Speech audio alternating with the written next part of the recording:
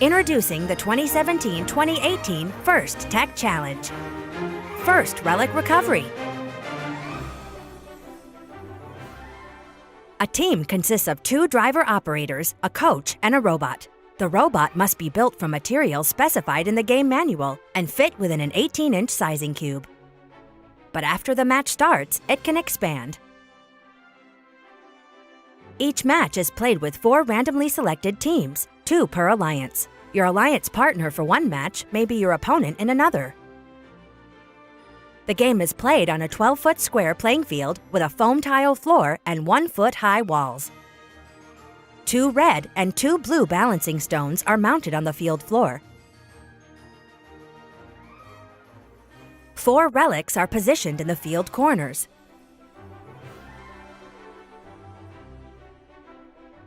Four jewel sets are positioned on the field walls. 4 crypto boxes are also located on the walls. In front of each crypto box is a taped-off safe zone. A glyph pit is also taped off in the center of the field. 24 gray and 24 brown glyphs are randomly arranged in the glyph pit. These foam blocks are 6 inches square. Red and blue relic recovery zones extend beyond the field toward the audience. And finally, the 2 alliance stations are taped off on opposite sides of the field. Prior to the start of the match, teams must balance their robots on the balancing stones. They can be in any orientation. Teams also preload 1 glyph per robot, selecting either color. Then, field personnel randomize the locations of the jewels. They also randomly select one of 3 pictograph designs and install them on the field walls.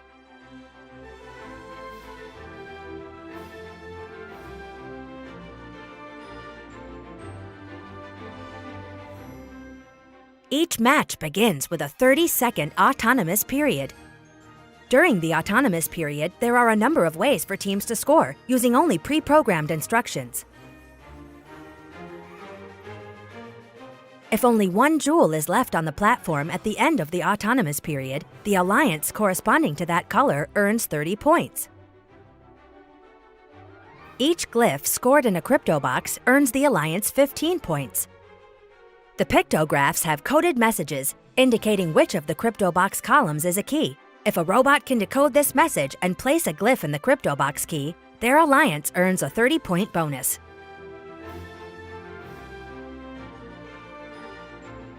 Each robot parked in a safe zone earns their alliance 10 points. Following the autonomous period is the 2-minute driver-controlled period. There are a number of ways to score points.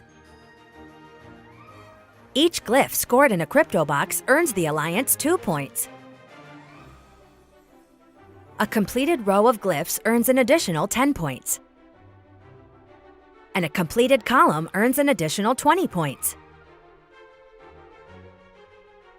If an alliance can score 12 glyphs in one of the 6 cipher patterns, it will earn an additional 30 points. CryptoBox scores are cumulative and can add up quickly.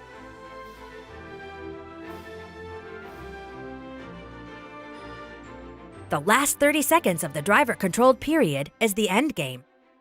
If a team completes a CryptoBox cipher, they are allowed to place relics before the end game. During the endgame, teams may reach over the perimeter wall and place a relic in the recovery zone to earn 10, 20, or 40 points. An upright relic earns an additional 15 points. And finally, each robot balanced on a balancing stone earns their alliance 20 points. There are many ways to score points in relic recovery, but there are also rules that, if not followed, will award points to your opponents. For example, a robot may not control more than 2 glyphs at a time.